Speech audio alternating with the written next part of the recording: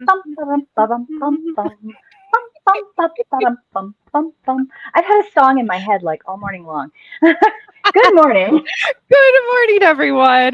Welcome back to another episode of the Inner Tapestry Series.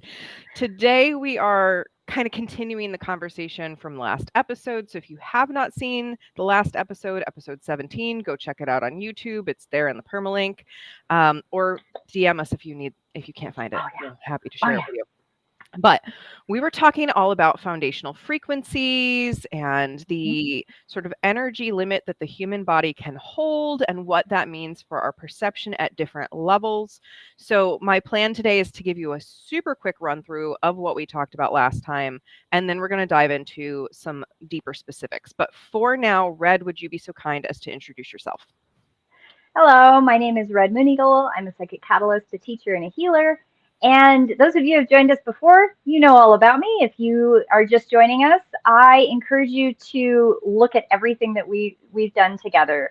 Safrianna and I have talked about so many things, and I am just so excited to be here today. It's so exciting. So Oh my excited goodness. for fireworks. I have no control over what that is. we, Just saying. we were talking about this last time and cracking up because Red just, the technology responds to you, and we don't know why, but it does. So It funny. just does. So I'm Safrianna Luna, the Queer Spirit Guide. I am a licensed trauma therapist and speaker, author, CEO. I do my thing and try to help other people shine their light. And I love having these conversations because one of my missions in the world is just making information freely and readily available for those who are curious about it, which is part of why we talk about this. So Hmm.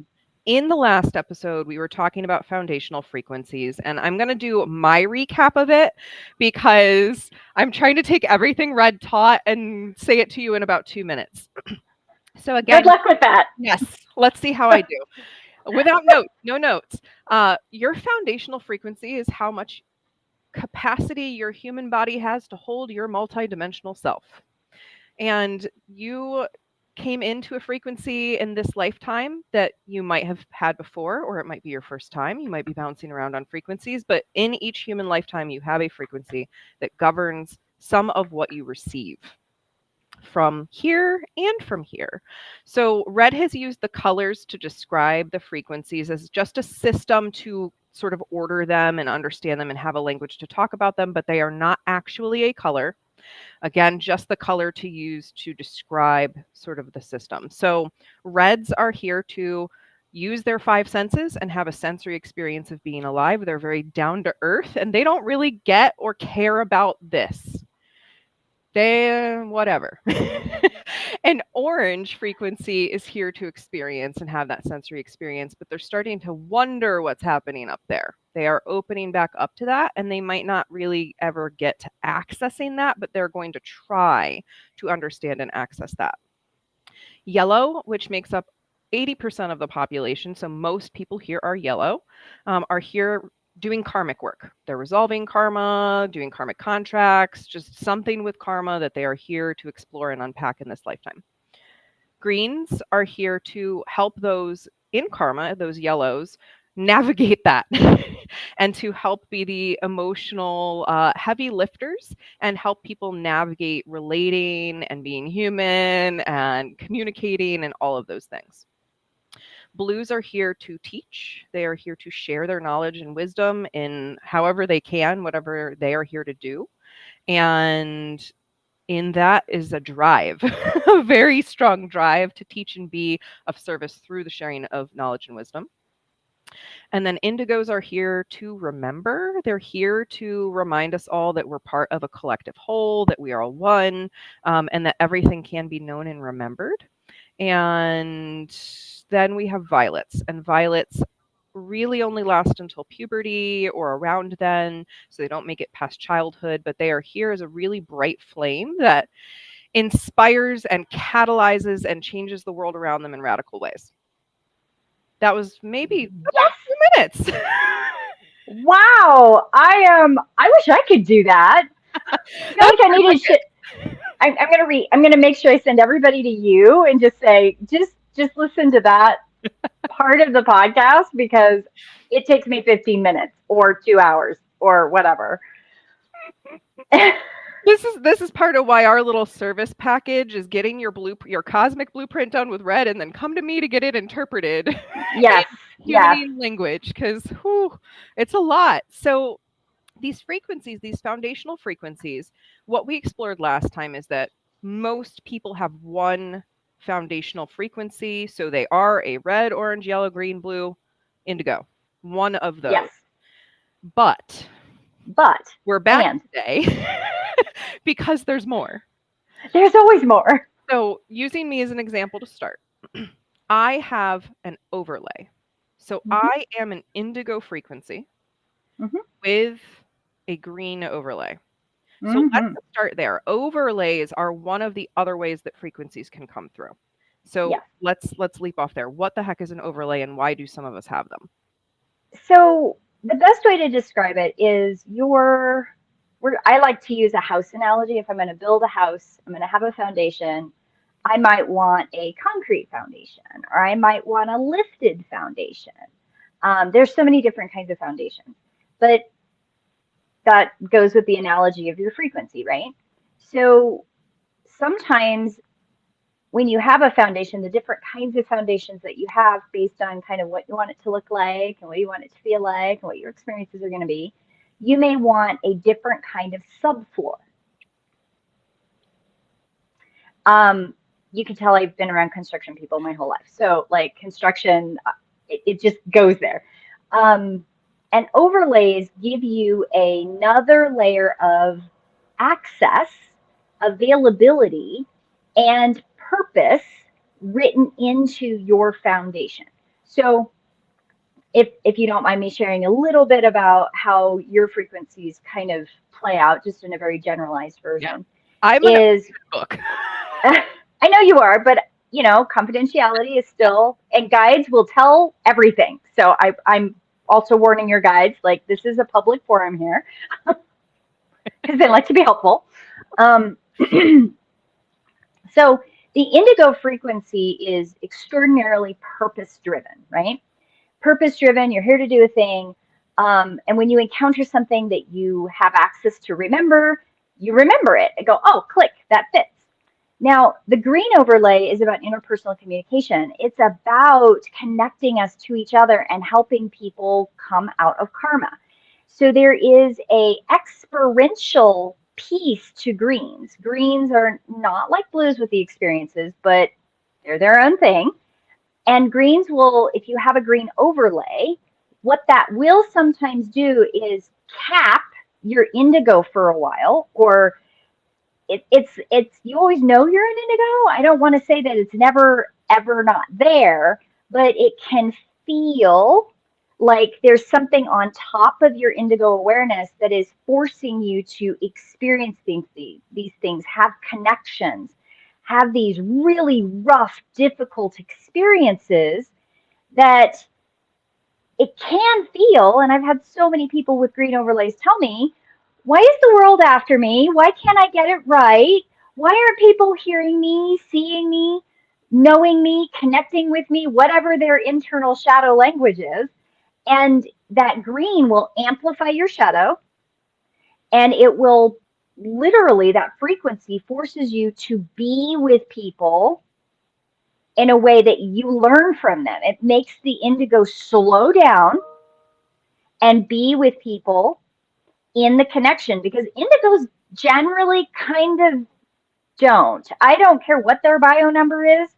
Indigos have a tendency to get very myopic. I always think of the Cyclops image, the eye in the middle of the head and the eye, there are no eyes. That is an indigo in so many ways. And that is not a bad thing, because they're here to do a thing. There's no judgment in that statement. But those overlays, no matter where you are in the frequency paradigm, your overlays help you. They help you with something specific that you wanted to achieve, go for, learn, unwind, pick a thing. I'm sure I wouldn't have become a teacher or a therapist if I didn't have my green overlay. I would have been like, Correct. screw that. We're not doing the interpersonal thing. We're just like the way Yes. I would have driven towards my mission would have been entirely different. Yes. And the other thing about overlays is that Occasionally the overlay is extraordinarily what I would call like thick, right? Like a really good solid subfloor. But then over time, it kind of dissolves, right? It doesn't go away completely, but it does become less of that cap. And and this is the thing that I've had a lot of questions on over the years. They're like, well, I'm only a yellow, or I'm only a red, or I'm only a green, or whatever it is.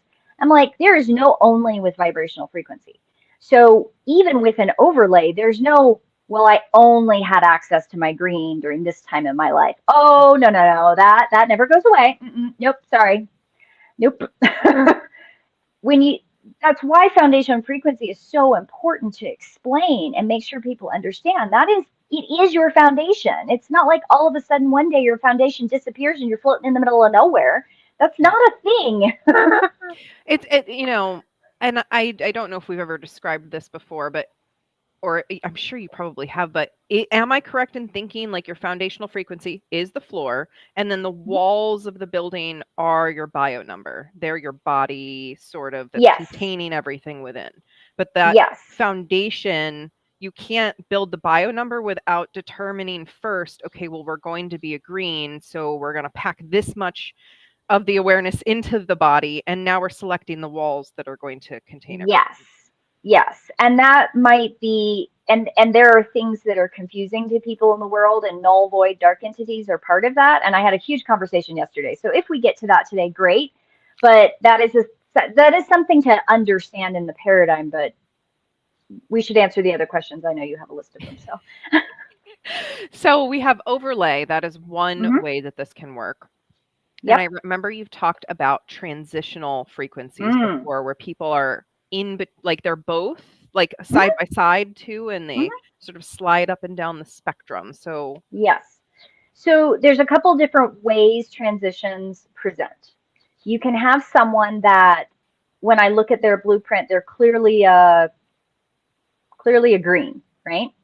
But I can see the threads of blue beginning, right? Where it hasn't showed up right now in their life yet, but it will. Like those blue threads are gonna come out. Now, how do I know that? Because they show up. Do I have a time? Who the hell knows? A lot of it depends on people's choices in their life, where they are in their blueprint, like if they're ready. You can have glimmers of those threads show up at different points in time. And then you have another kind of transition, which is a little bit more intense. So say, going back to the green, it can be green with a blue overlay, but clearly those threads are really thick. They're starting to get robust. And boy, that blue stuff kind of comes out randomly almost. And they pop out of that green fixation and go into a place of, now I have to teach everything I just learned type thing. Green blues that are what I would call kind of that, I think of, what are those things called? The fruit roll-ups. Remember when they had the two blendy pieces? Like they'd ombre together. Yes, ombre, thank you. And they had the commercials, because I remember this, I'm old. The commercials would like dance right together, and they fold like a ribbon. That is very much how it manifests in people's lives. That ombre blendy, but yet you have a solid green in one end and you have a solid blue on the other end. And that kind of transition is really dynamic.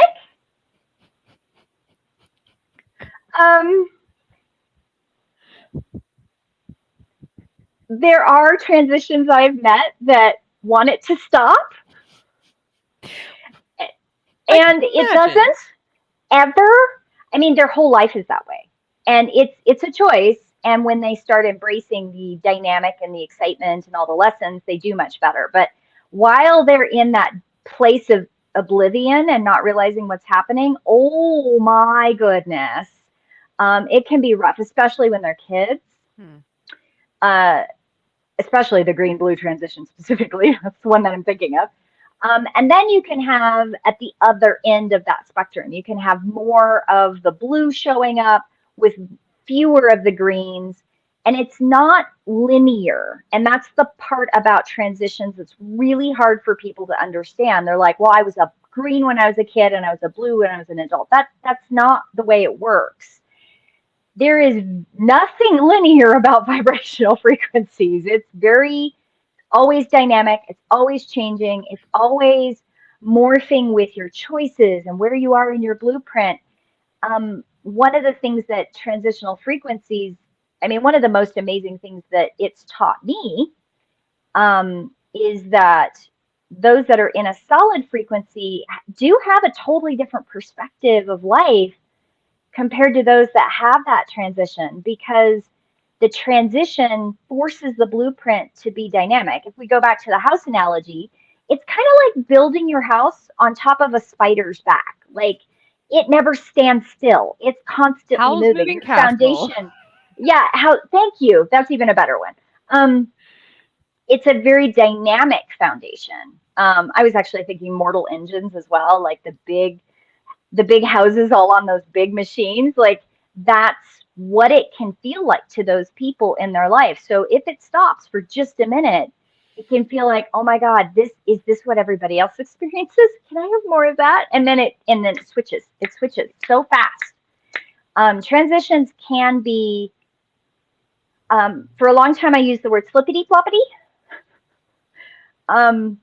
And you've met them. We've all met them. We've met people that are so dynamic and so flippity floppity that in mental health, they are vilified. They are talked down to. They're heavily medicated.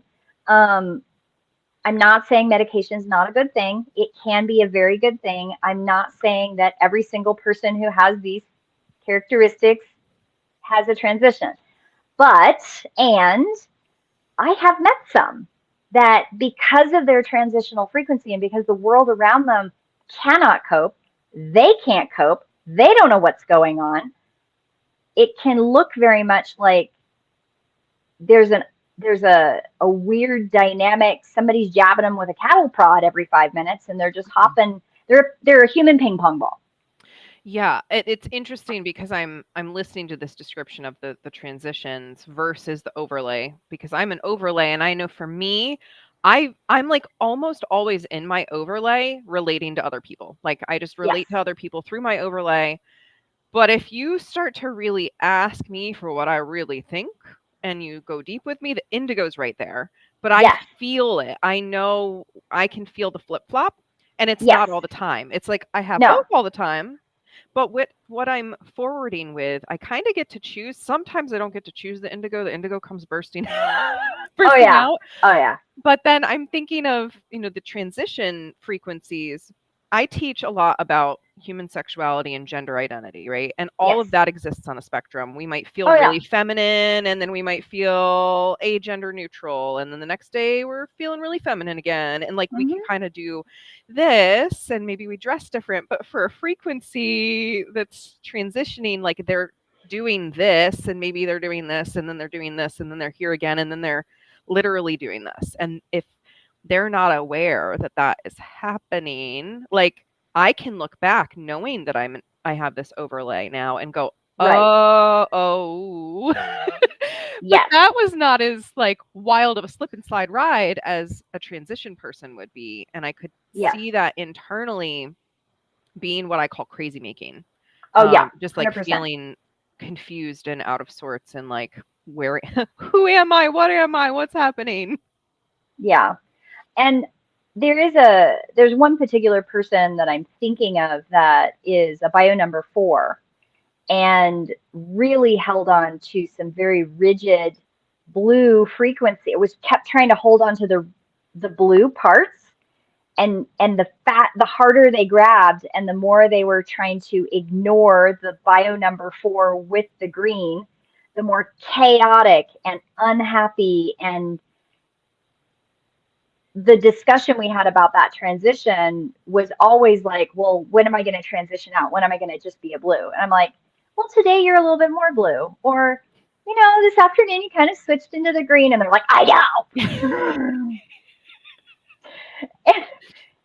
and I never took offense to the snapping and the hurt. Like I could hear it, I could see it, I couldn't feel it because I'm not an empath and they were, but definitely like those transition frequencies are tricky. They make wonderful friends, dynamic friends. You're never going to be bored. You're often going to be baffled and triggered. So, part of transitions, it doesn't matter where you're transitioning, whether you transition from yellow to green or green to yellow, or and nothing is linear. So, it's not like you're going to go red to orange to orange to yellow to green. That's not how this works. There's too much variety. But whatever those transitions are, when you have that grouping of type of transitions, um, they are very easily triggering to those that are in one vibrational frequency. And I think that's by design. Nobody's ever told me, but I can extrapolate based on experiences. Yeah. So what is the difference between, because you mentioned threads, and I Ah, know that yes. some people have, yes, there's okay, so we have overlay, it's like a shell. Mm-hmm. Then we have transition, it's like a spectrum that you're sliding up and Mm-hmm. down on. And then there are threads where it's like you have your one, maybe you have an overlay with that, and then you can also have threads of color Threads. frequencies that reach out. Right. So I often use in general this description. So for example, we'll just use our lovely yellows because there's so many of them.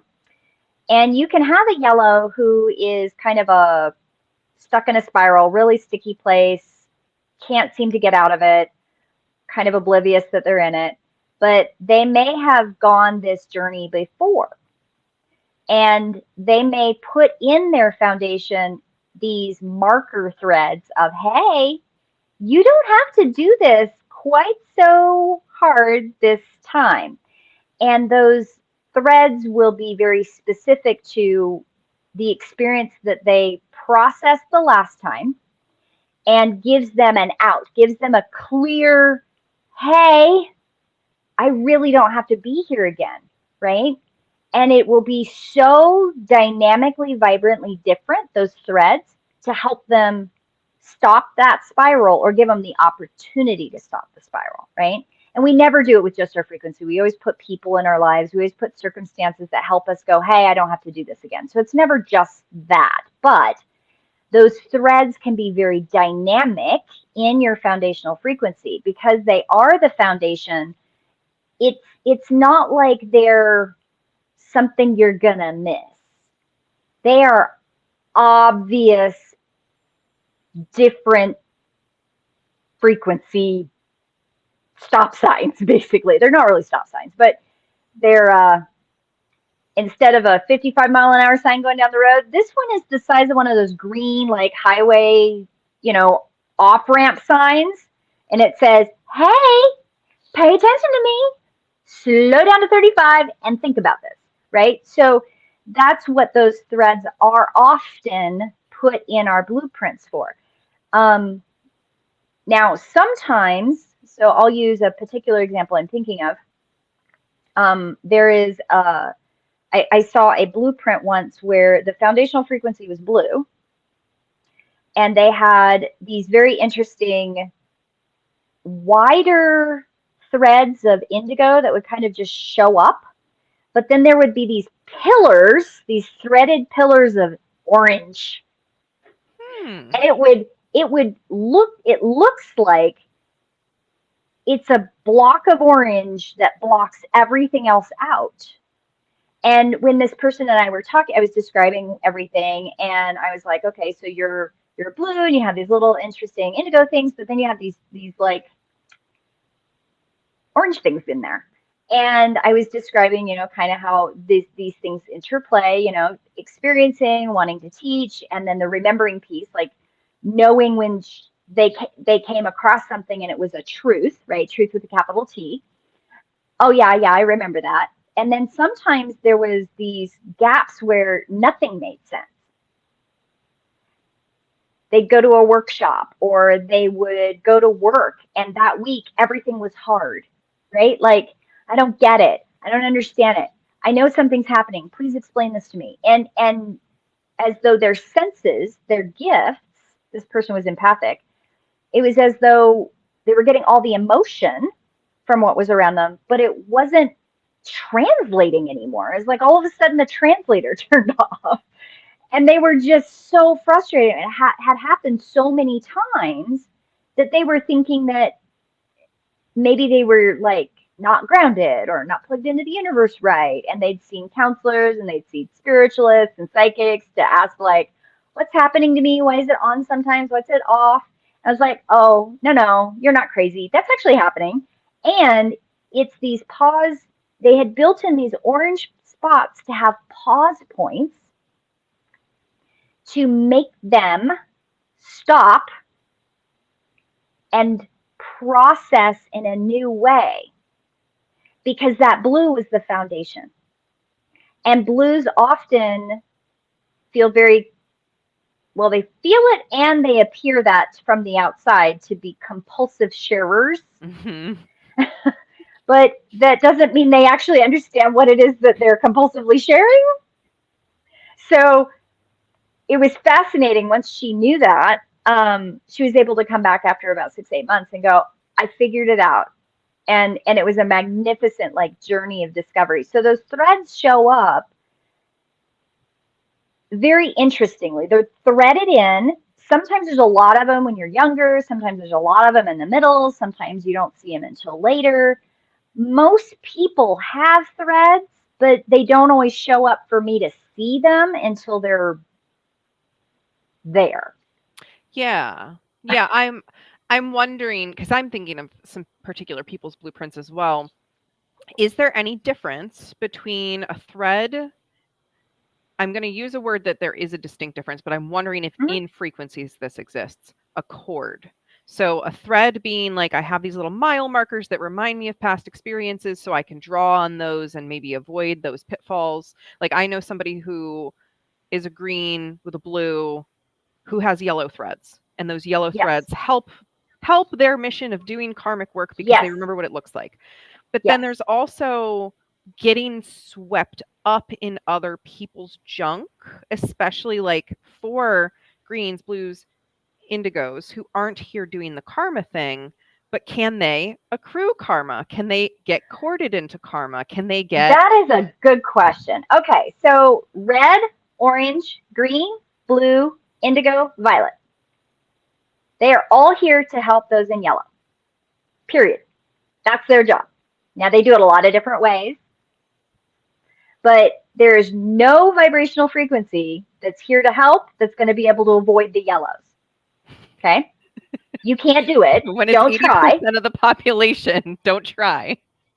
And I cannot tell you how many times I have encountered people who are like, well, I want to keep my vibration pure. So I'm just going to avoid those people that can't deal with their karma. I'm like, you're going to find that not going to work, because your blueprint will drive you to do the thing your blueprint is here to do. Like, it's part of you. You wrote it. You wrote the book.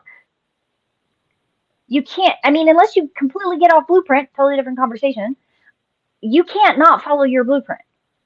Now, this is the part that really screws with people's heads, to answer your question.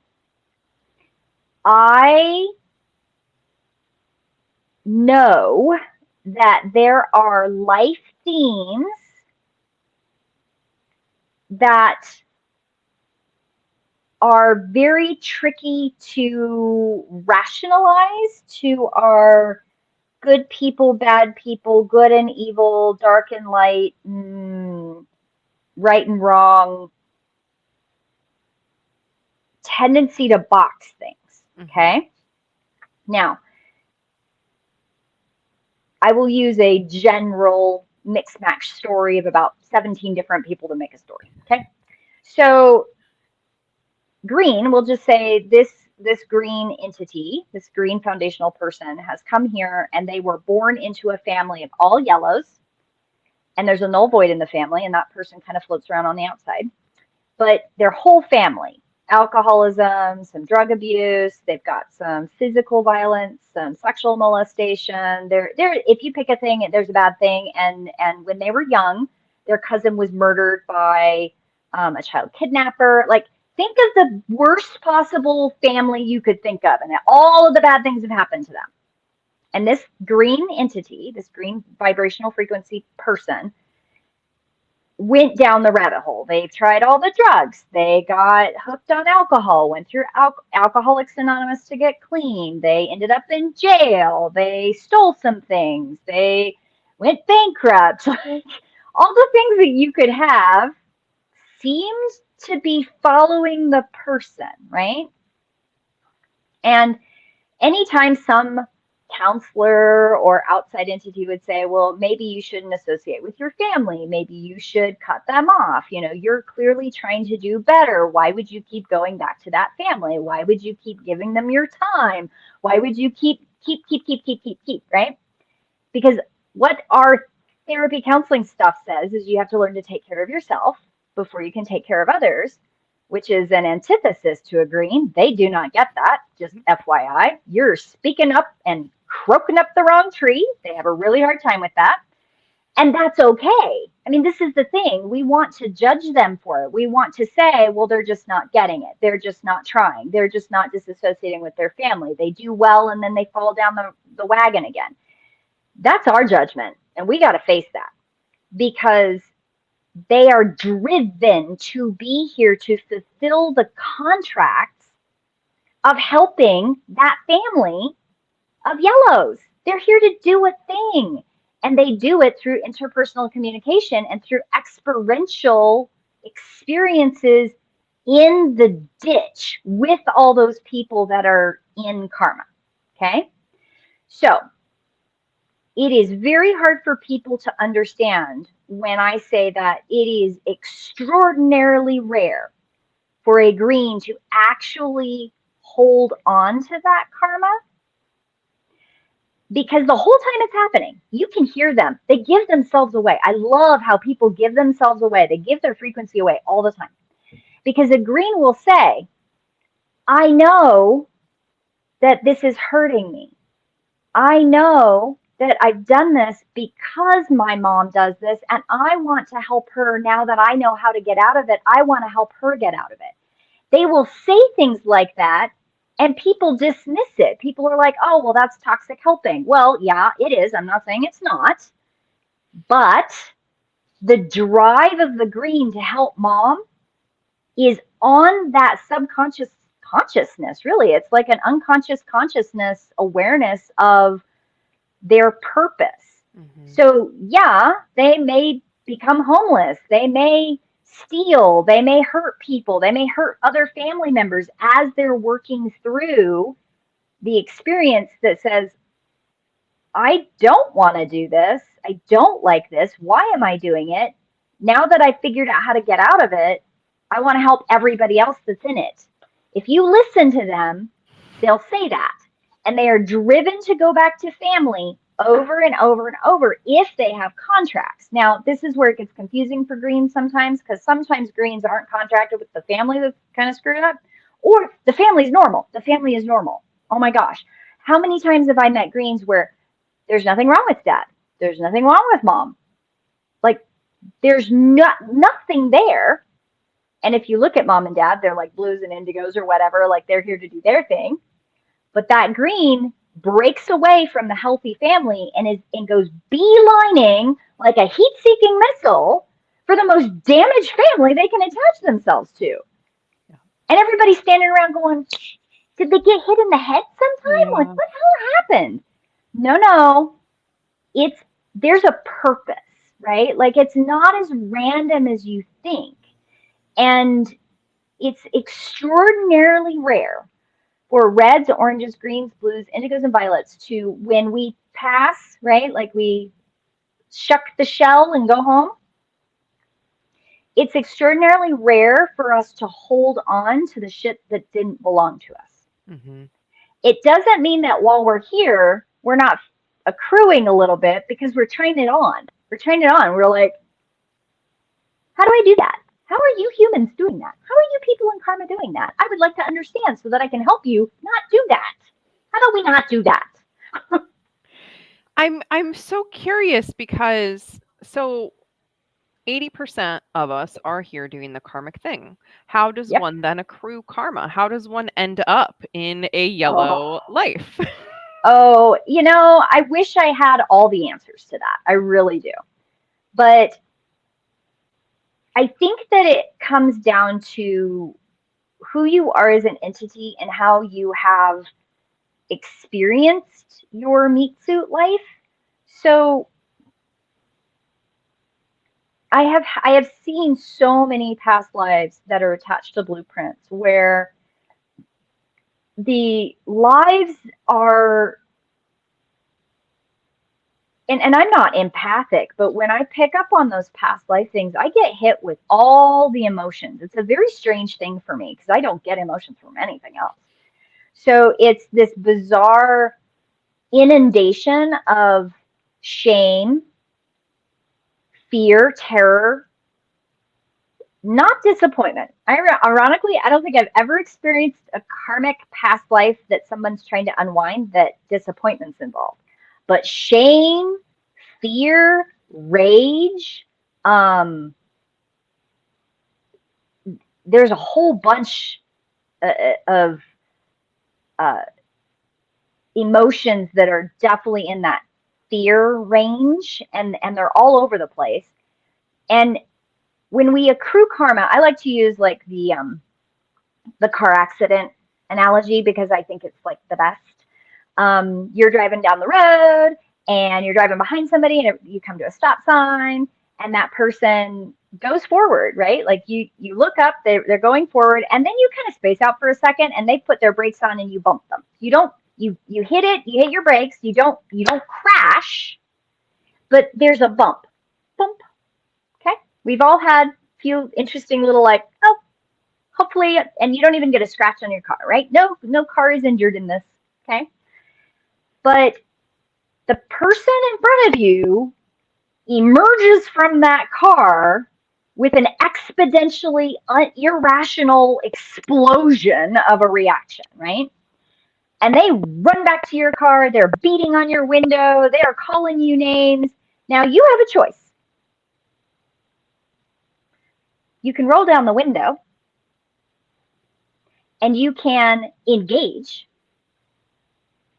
You can get out of your car and become entangled in that reaction. You have a lot of choices, right? Choice number one, you don't roll down your window, you just stare at them. Well, that's interesting. Didn't expect that. Interesting. Go into your glove compartment, you pull out your insurance stuff, you lay it up against the window, and you hope they take a picture while you're calling on your cell phone the police because this person just might kill you if you roll down the window, right? Like you're not real sure. So that's one way to respond. That is the least karmically accruing, basically. Okay. The next analogy is you don't roll down the window, but you're rattled, you're upset, you take on some of that upsetness. Shame. I'm ashamed that I hit them. I am disappointed in myself that I did that. And now I've got to worry about how the cops are going to, maybe the cops are going to believe them and they're not going to believe me. And you end up with a little bit of a worry fear spiral, right? And then you take that home with you for the rest of the day. And it takes you 3 or 4 days to kind of go, okay, that was not my thing. I can let that go. That's taking on a little bit of karma, but letting it go later, right? Like you held on to it, you experienced it, tasted it, and went, that doesn't taste good. Bleh, I want that to go away. Okay. Now that next layer, right? You roll down the window. You roll down the window and you engage. You defend yourself. You hold your power. And while you're doing that, you're taking in what's being thrust at you. You're getting entrapped in that karmic experience. Cops come, he gets a ticket, you get a ticket, everybody gets a ticket, you go home, you're mad about it, you think it's unjust, you end up in the courtroom, he ends up yelling at you again, you have to pay some fines. And for 6 years later, somebody mentions the tail ending and it all comes back again, right? That's another way of accruing karma. It might take you 30 years, 50 years. Maybe you never truly forgive and let it go. And it's you not forgiving them. You're forgiving yourself for getting entangled. Okay? Mm-hmm. Next level, right? Next level is you get out of your car. Oh, fuck no. They are not going to get me. I'm going to Seen this defend my happen lots of car. times. Right? I'm going to defend my car. I'm going to defend my right to be in the world. And you go out there and he punches you and you punch him. And next thing you know, you're rolling around on the ground and somebody's got a broken nose and the cops come and there's people on the sidelines and everybody's gotten entangled in the thing. And next thing you know, somebody shot somebody. Oh my God, now we've got an injured person. Do you see the magnitude of your choices? And then you end up in jail overnight. So you end up punished for your engagement. And then you punish yourself. Well, I didn't do anything wrong. I only hit them. They went out. It's their fault. And then that guy that shot that other guy, well, that wasn't my fault either. And do you see? Do you see where the karma is? Mm-hmm. And you spend the next 5 years angry, resentful, ashamed, not dealing with your shit, but then that spirals into more interactions. Maybe you start driving recklessly. Maybe you lose your license because you start drinking. Do you see where the human experience has so many choices that you can go down the holy shit, I'm going to accrue karma and more karma and more karma and more karma and more karma to the point where I'm not allowed to drive. Now I'm walking everywhere and or I run into somebody with my bicycle because, I was drinking and bicycling and it's not my fault. The world's out to get me. I'm going to go eat worms. Maybe you end up with diabetes because you're drinking because of that car accident and now you can't walk at all. Well, it all started with the car accident. Do you see what I mean? Karma is not complex. It's really not. But you have to recognize your choices at every intersection. Every single intersection has a choice. And it is never without another entity involved. No karma can be accrued if there is not an entity involved. Yeah, no, that totally makes sense to me. What came to mind to simplify that is ownership.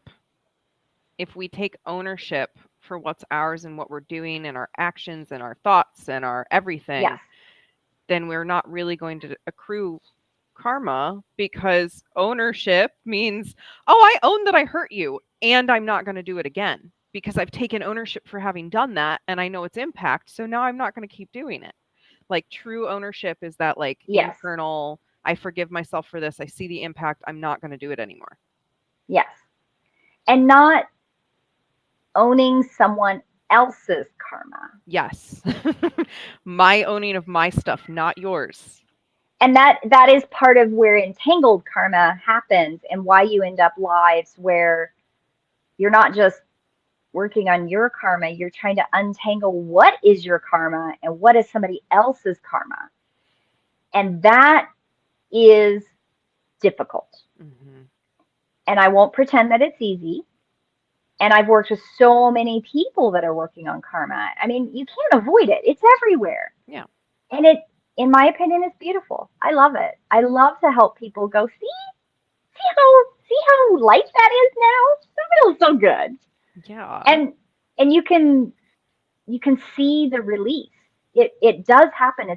And it never happens in a big chunk.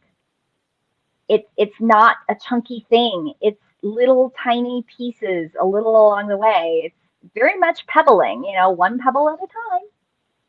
Yeah. Yeah. I mean, I keep coming back to this conversation in every conversation recently, which is that the nervous system cannot make a rapid change without actually ingraining the original response even deeper. So yeah, if we were to try and shed all the karma at once, we're just gonna end up with more. A lot more like that. It has to be one little thing at a time. I used to use this analogy, and I still think it's probably my favorite, is like rubber bands. All those threads of karma are like rubber bands. And if you cut them slowly into tiny little pieces and you let them go, they release. But if you try to throw the rubber band out, it's still tied to you. It just snaps the fuck back and hits you in the head, and then you got a headache. And yeah, Yeah. there's a real physiological thing with that. Yeah, I'm unsurprised given the intersection of the wheel and how the body is also doing the Yeah, emotional and the spiritual and the intellectual and all of these yeah, pieces, which brings me back to you had brought up earlier null voids and yes. how does that fit into all of this?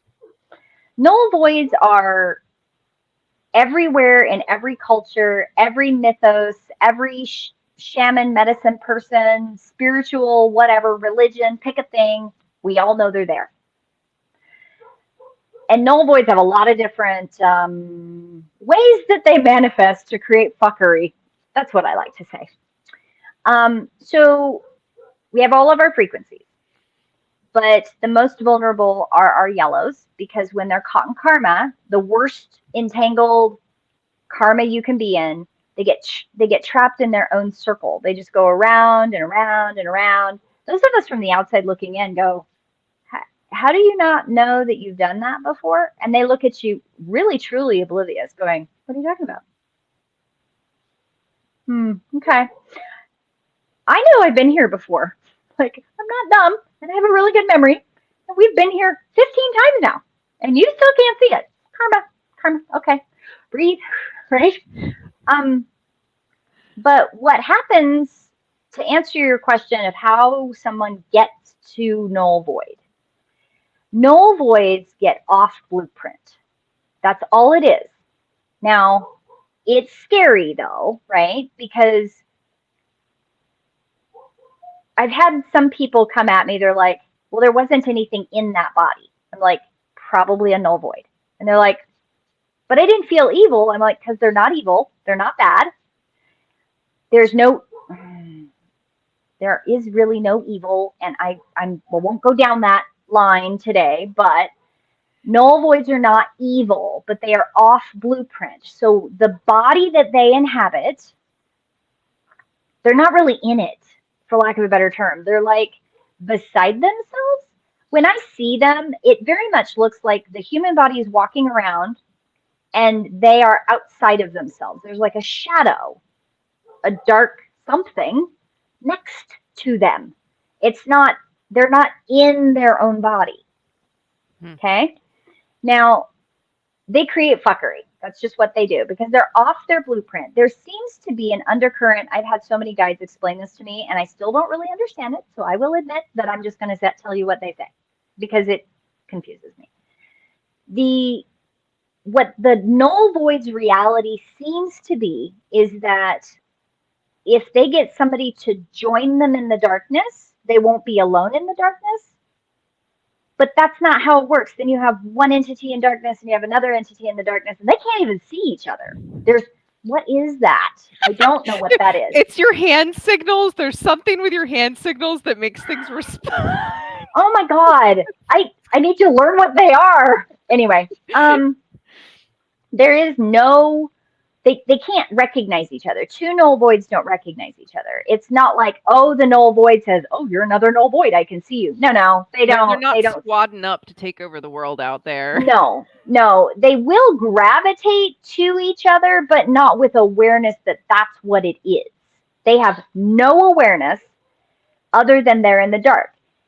When I talk about like looking at something and everything's such vivid and colorful and beautiful, and there's multidimensional hues and threads and guides, and it's just such a rich, beautiful awareness, they have the complete opposite. They live in a shadowed world. Now, I'm not talking about color blindness. Please don't go there. I had somebody ask me that question. No, it's not color blindness. It's not shades of gray. I know people who are beautiful light entities that are living in color blindness where it is shades of gray, but their soul is not dark. Dark entities, null voids, live in darkness. They know what darkness is from the inside out because they cannot get to the light, which is not a true statement. All they have to do is turn around. All they have to do is turn around and embrace their blueprint. That's it. They will no longer be in the dark. But you can't tell them that. because they don't believe it's there. Right. When they got off their blueprint, they got so far into the karma that they couldn't find their way out of the swirl, so they didn't want to do it anymore. And rather than embrace the light, they stepped off the blueprint. Okay?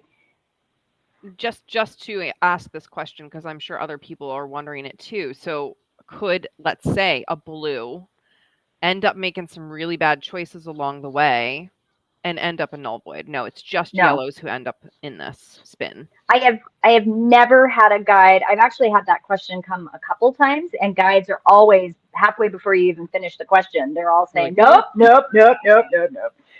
Like there's no like, if you find an indigo that goes and does something really terrible and awful, I promise you it was part of their blueprint.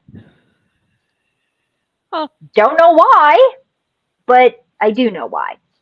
There's a reason. Like they were driven to do the thing, probably because there was a contract with the other souls involved in the terrible thing. Because indigos will do shit that don't make sense because it's under that guise of indigos will sacrifice. They will do stuff that is really awful. And yet it's because of contracts. They don't accrue karma because they know they're here to do the contract. Mm-hmm. If you talk to an indigo, and I will use an actual example, I had I've had several conversations with a particular person who's no longer in this world, but they were in a prison, and I went to visit them because of some volunteering that I was doing, and I had a conversation with somebody. I was nervous. I didn't know this person. I talked to them the first time because this person had done some awful things. Like, we won't go into the awful things. Beautiful indigo soul. Beautiful indigo soul. And I was confused. I didn't expect that. It was a lesson for me, right? Like, here, my guys are like, and here, this is an indigo. Here, go talk to them, right? And the messaging that I got out of that after these beautiful conversations with this person was that they felt compelled to do the things they did. And when it was done and they were put in prison, they knew their purpose was complete. And within 3 or 4 years of going to prison, they ended up with cancer and they were dying. That's when I met them. And they were like, I've forgiven myself and I've forgiven all of my victims. I've forgiven myself. I've let it go. I've let it go to God. Not as an excuse, not as a like, God's going to wash me clean type thing. He was genuinely aware, because I'm curious. I'm asking all the hard questions, right? And the answers were very indigo answers. Like, I don't know what his natural bio number was at the time. I mean, I still couldn't even tell you for the life of me. Could have been anything. But there's an awareness when indigos do really bad things that there is an unconscious consciousness, conscious unconsciousness towards the end where it bubbles up and they have to go through the releasing process and the recognition. And sometimes it's 2 minutes before they die. Sometimes it's months before they die. This guy did some pretty awful things, There's more conscious release at the end. But this entity did not accrue karma from the sacrifice of what they did, the awful things they did. I'm not excusing it, neither did he. But he did recognize there was something else going on there. That's fascinating. It's really not what people think sometimes. And that's where you have to be curious and open to understanding that what we think of as right and wrong, good and bad, the laws of light, are more complex than we want them to be, and yet quite simple. Indigos are here to do a job, and they do it sometimes through extreme sacrifice. What do you think sacrifice is? Giving up your job? Maybe your sacrifice is staining your soul and then going through the process of forgiving your soul. I don't know. To me, that's kind of a really awful sacrifice. That is, I mean, it would be a huge sacrifice for me to do something like super heinous. Like, yes, I've hurt Right. people and I've wronged people and I've offended people and all of that, but like Yes. something deliberately, intentionally, impulsively heinous, yeah, that would be a huge sacrifice on me, the being. Yes. Like, because I would have to sit with that. So I imagine that this person, being an indigo, had that like remembrance of probably impact in there that is, and that again it like goes back to this ownership piece. Yes. And can we take ownership, as you were talking about the null void, I teach this infinity loop. There's the light and the shadow. This side's going to represent shadow right now. So Yes. really all a null void is doing is this. It sounds like Yes. they're so stuck on this side that they don't Yes. have any access into the light side. No. Versus if they were willing, able, could perceive, oh, there's an exit here. I can Yes. start going with the flow again. And none of us, karmic or not, like none of us are actually cut off from any of that. No. That's what we're supposed to be No. doing is this. We're supposed to be Which is flowing. which is why when I mention null voids, a lot of people are like, oh, those are the evil people. Those are the people that are going to jail and becoming famous Jeffrey Dahmers. And I'm like, actually, they're not. They create fuckery everywhere they go, but they're going to do it in a way where they do not get attention. They're not going to be in the news. They're not going to be famous. They're going to encourage people who already have bad spiral behaviors, attitudes, mental conditions. So, for example, they'll be attached to, say, you got somebody who's a yellow who's trapped in this karmic loop and they drink occasionally. They're not an alcoholic. A null void will attach themselves to that person and encourage them to continue going into the dark, continue the drinking till it does become an addiction. Like they will encourage, it's like the person in the car accident analogy. They're the ones on the sidelines egging it on. I'm thinking of the little angel and devil on the shoulder, like not evil and bad and wrong, but just the little voice that's like, do it. Yes. Do the thing that's gonna hurt. Yeah. Yeah. No, I've definitely known And people like that. yes. And null voids don't like to be around those who are aware that they are null voids. They will avoid them with a absolute unconscious compulsion. I've been at like fairs, I've been out in the world, and a null void, because I can see them, to me they're like everybody else. They just are. And I'm always fascinated, so I'm always watching them because I'm always a little I really am. I'm always a little bit fascinated and curious. And as soon as they notice that I'm seeing them, they leave. Like like they turn around in the middle of what they're doing, drop everything and leave. Like, running! Don't see me! I don't want you to see that I'm in the darkness. Please do not shine your light on me. Yes. Do not shine your light on me. I cannot handle it. Yeah. Do greens often find themselves trying to help null voids? Oh God, yes. They're like bees to honey. And I think a lot of it, well, there's a couple things that happen. So you can have indigos, blues, greens, some oranges. I haven't seen any reds do this, but I'm not saying it can't happen. Again, all those vibrational frequencies that are not yellow. If they notice a null void, they may not know consciously that that's what it is, but they really want that entity to come into the light because they're so lonely and you can feel that, and it's all sad. I don't get the feeling part, but I get the sadness part. Like, Yes. I feel the grief sadness that if you could just turn into the light, please join me in the party. And so greens, because they're here to help those in karma, they will inadvertently sometimes, when they encounter them, they'll spend a little extra time trying to figure it out. Like, what's going on with this? Why are they not getting it? And also, why will they not let me look at them? Why will they not let me be with them? Like, that person is uncomfortable in their skin, literally, when I'm trying to give them light, right? Yeah. It's a very interesting thing. And if a green has enough yellow overlays, depending on how they've written their blueprint, they can kind of get entangled in with a yellow null void kind of triangulation. But they usually at some point realize that there's something really wrong with this that is not fixable. And they will detangle eventually, most of the time. I don't think I've met a green yet that stayed trapped, for lack of a better word, because they can feel that darkness and it doesn't feel good. A green doesn't like that feeling. When they're experiencing awful things, they still know they're in the light, if that's a better way of This, explaining it. right? Like, Yeah, oh, I'm in the dark, but I'm soon enough, I'm going to swing right back right, out. right, It's okay. right. And null voids will make anybody who's aware they're a null void uncomfortable. I have a client who she has had a few null void encounters, and she's an indigo, and it confuses her every single time. She's like, "There's nothing in it.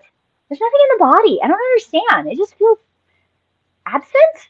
And she was reading some kind of weird conspiracy theory where somebody was talking about NPCs, like people walking around in bodies that are part of the Matrix. And I'm like, I'm not saying you're not picking up on something. You could have encountered a null void, but they aren't as common as you think. So it's not like they're every 10th person you meet. Not the a thing. NPC thing is literally chronic dissociation. Go Yes. walk through a Walmart. The Right? level of suffering and pain in the world right now puts a damper on our ability to be present in the body. But yes, there is a difference between that sort of like just dazed walking through life versus that like there is something with this person, they're so off because like the darkness surrounding them. It's like the bottom pit of depression.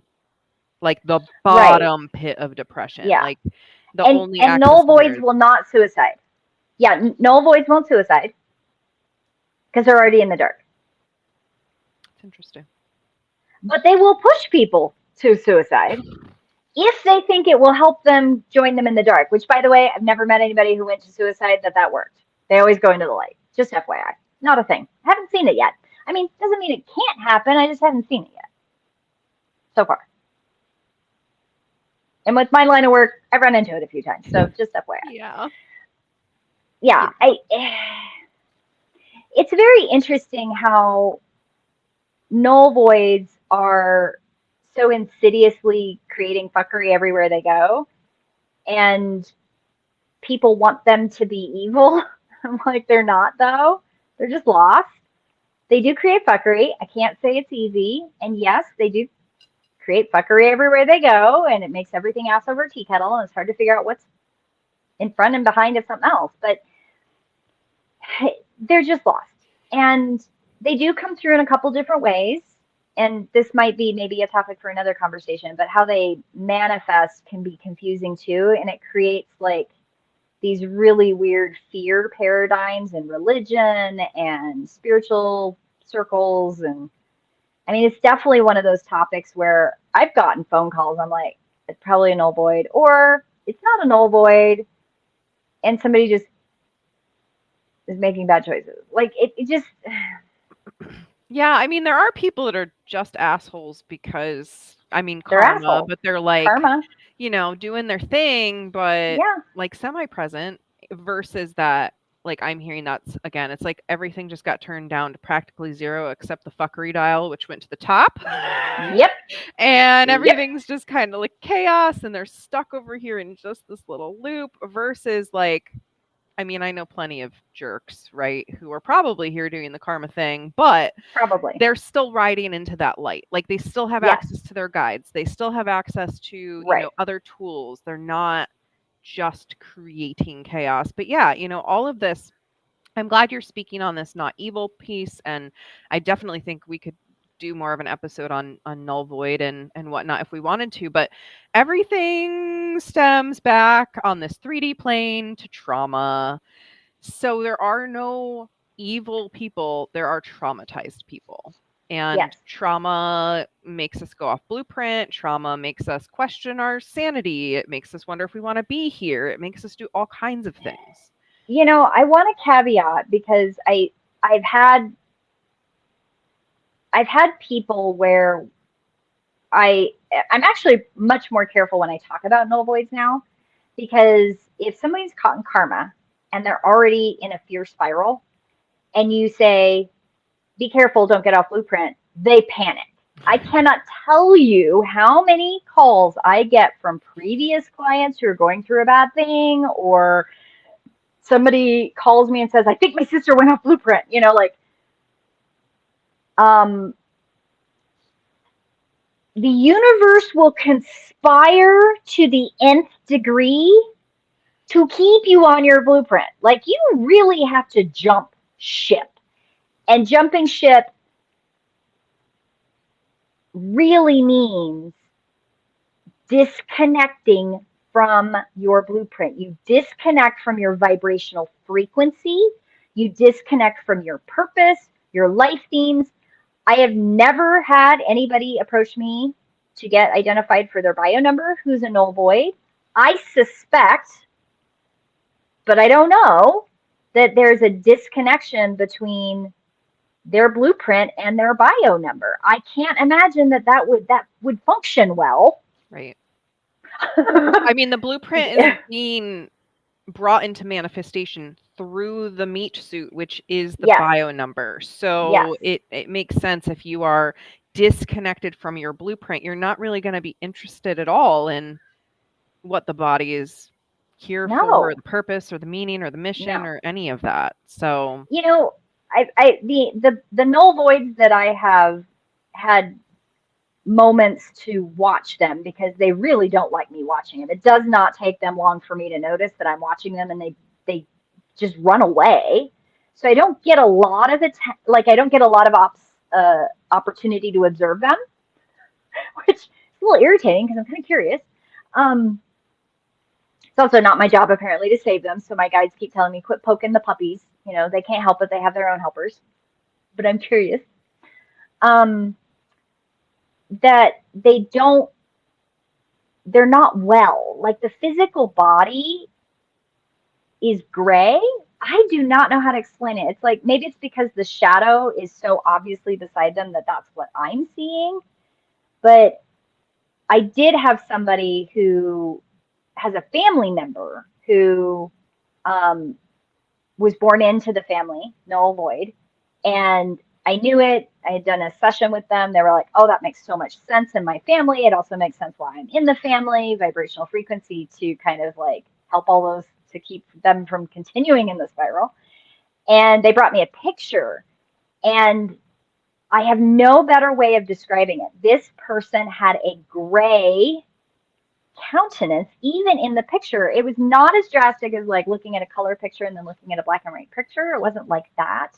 But there was a grayer tone, washed out flavor to the body. And when I asked the client that I was sitting with, like, what do you see? Right? And they're like, that's really interesting. This person seems very washed out to me. They always have been, even since they were a kiddo, kind of like no color, no like vibrancy. And I'm like, okay, I'm not imagining it, right? But that person that client is also agreeing. So I also don't know how to compare, like, what does a yellow see from a null void? I have no idea, oh, so because many we've things never to had that study. conversation. There's so much data to collect. Oh my gosh. Well, I think that there's definitely more of a conversation to have here, because I think that there's just a larger conversation about the good versus evil Yeah. and right versus wrong and, black and white thinking that I'm so here to stop from continuing to happen, because it's way more holistic and slippy slidey than that, to go back to the transitions, right? Like, yeah, we all make some poor choices. Some of us make a lot of not great Oh and yeah, not healthy choices, but like, absolutely.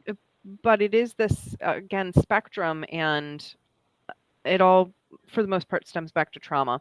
So I hope this was a fascinating conversation for those of you who tuned in, and that you learned something, because again, this is like, for me, it's a remembrance, it's a getting the pieces back together again. And I imagine for someone that this is entirely new to, they're like, what the heck? What the But hell? hopefully it's a good primer. And as always, we're here to answer questions if you have Yeah. specifics.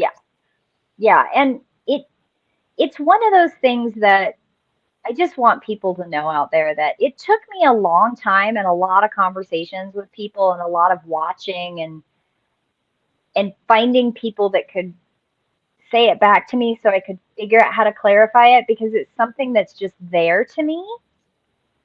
And when you add a whole bunch of fear paradigms and you add like, because I get this all the time, like so it's my astrology sign. Nope, that has nothing to do with this. Or it's my human design. Nope, that doesn't have anything to do with this either.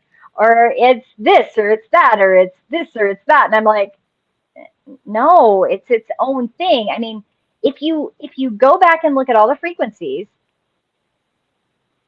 and I know that you know this, and we've had these conversations with fives and sevens, bio number fives and bio number sevens, is that you can understand where it got tangled along the way. Mm-hmm. You can understand where this has been with us the whole time, but we've labeled it something else or got it tangled in with something else or labeled something with fear or laid something with judgment. And if 80% of the population are in karma, and we're all here to help those in karma, we want to make something land with those in karma so that they can understand it. And that's when we have these enmeshed paradigms that continue to reinforce the separateness instead of the togetherness. And I just want to untangle that so that we can just actually get our work done. That's all I want. That's the goal, isn't it?